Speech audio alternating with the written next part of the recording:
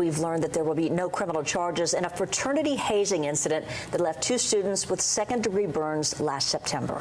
This all happened at UTC. We want to warn you, some of the details of the story may be disturbing to some viewers. It happened on September 25th when this video shows members of the Kappa Sigma fraternity lit themselves on fire.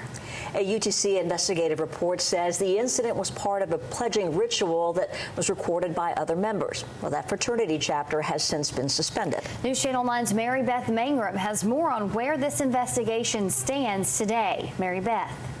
Yeah, Latricia, Kim, we're learning more about the circumstances surrounding that video and several others, like this one, where you can see those same 2 pledges who we aren't identifying being dragged around in a trash can through a parking lot. While police originally identified this as a TikTok trend, the report says there was extensive evidence of hazing, coercion, and attempts to destroy or conceal evidence. We want to warn you again, this story may be hard to watch for some. In September of 2024, 2 pledges from the Kappa Sigma fraternity at UT Chattanooga were rushed to a hospital after using rubbing alcohol to light their chests on fire. But they told police they did that voluntarily. And the same goes for the other videos we obtained through an open records request included in UTC's investigative file. Like this one of the pair sitting down with their faces covered as water is poured over their heads. Another shows them being shot with airsoft guns. The evidence summary says 10 of these videos exist, including ones where pledges would chug milk until vomiting, and another where they would shotgun an alcoholic drink, then jump from a 2-story balcony. As the pledges claim this was done by choice, the report says chapter leaders first denied knowledge of these videos, only later to retract that and admit it could have ended if they just told the pledges to stop. Ow. In the report, one of the aspiring Kappa Sigmas calls this September night a life-altering wake-up call. This report shows talks of hazing despite chapter members claiming they'd never witnessed it. This group chat shows texts from various chapter members saying, quote, didn't get hazed hard enough if he didn't know he was. And, quote, this is firing me up to haze.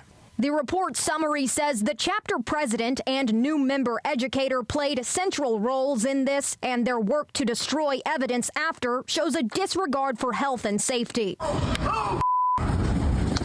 These 2 pledges suffered second-degree burns. One required a skin graft.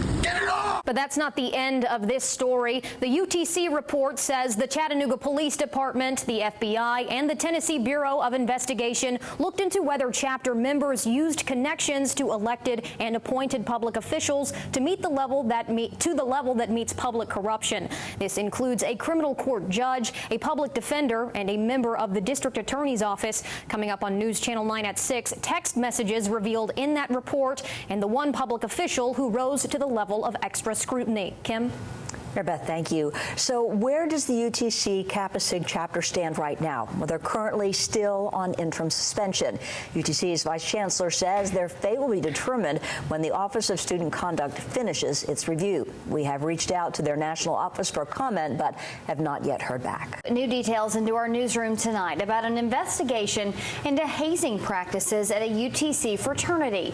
And we're learning tonight, during the course of that investigation, authorities looked closely at the possibility of corruption by appointed and elected officials in Chattanooga. Now, we want to warn you, some of the evidence we obtained in this investigation may be hard to watch. Get it off! Get it off! Get it off! Investigators say these 2 aspiring members of the Kappa Sigma fraternity lit themselves on fire and captured it on video. The result, both of them received serious burns and were transported to Vanderbilt Hospital in Nashville for treatment. The report we obtained through an open records request shows what investigators call, quote, extensive evidence of hazing, including what investigators called waterboarding, students being shot by airsoft guns, and squeezing lemon juice directly into their eyes. While the criminal investigation into any charges related to the hazing is closed, UTC says they are still reviewing if members of the fraternity broke the code of student conduct. Over the course of the investigation, a report we obtained says some public officials, both elected and appointed, faced ethical scrutiny, both over their contacts with the people involved and connection to the fraternity as past pledges. News Channel 9's Mary Beth Mangrum joins us now to tell us more about the investigations into possible public corruption and where they ended up. Mary Beth. Latricia, Kim, this video is just one of several we received after an open records request to UTC. You can see those same two pledges going down a hill in a shopping cart as it tips over. But during the investigation as to why these videos exist, the conduct of 3 county officials came into question. While no charges are filed, we're working to learn what the status of those concerns are, and some of the video you see in this story could be alarming. This video shows 2 UTC pledges for the Kappa Sigma fraternity lighting their chests on fire with rubbing alcohol. They walked away with second-degree burns from an act they called voluntary. It's one of 10 videos that the investigative report from UTC says shows the fraternity's disregard for health and safety in actions that could have been put to a stop if chapter leaders stepped in.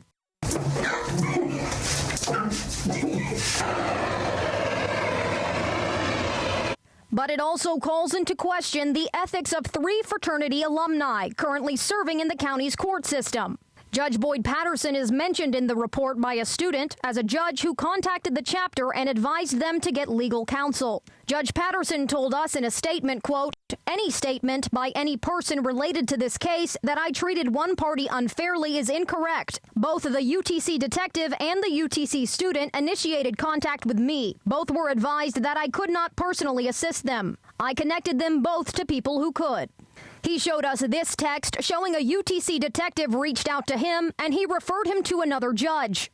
According to the report, public defender for the 11th Judicial District, Steve Smith, has a son in the fraternity. Text messages show correspondence initiated by a chapter member, which Smith responded to, but says he did not give any legal advice. This report also states Smith called Assistant District Attorney Kevin Loper to ask about his son's culpability. Respect chapter confidentiality. This is what we do to rats. This report says General Loper called the incident, quote, "no big deal," and had nothing to do with fraternities when briefing District Attorney General Cody Wamp. The UTC Chief of Police later told DA Wamp that was wrong, and one student had second-degree burns to 25% of his body. While no public corruption charges are filed, District Attorney Sherry Taylor, who took over after DA Wamp's recusal in February, said she would be examining potential ethical violations by General Loper. We reached out to DA Wamp about that, who told us, quote, "It is my understanding that all aspects of this case have been reviewed and closed by the pro tem Assistant District Attorney," going on to say she has no evidence of unethical behavior from General Loper. We've reached out to District Attorney Taylor about if she has further examined the ethics of General Loper and if that case has been closed. So far, we have not heard back. Latricia? Mary Beth, thank you. So what is the current status of the Kappa Sigma fraternity? UTC lists them on interim suspension. The school's vice chancellor says the Office of Student Conduct is still conducting a review. We reached out to their national office for a comment, but have not heard back.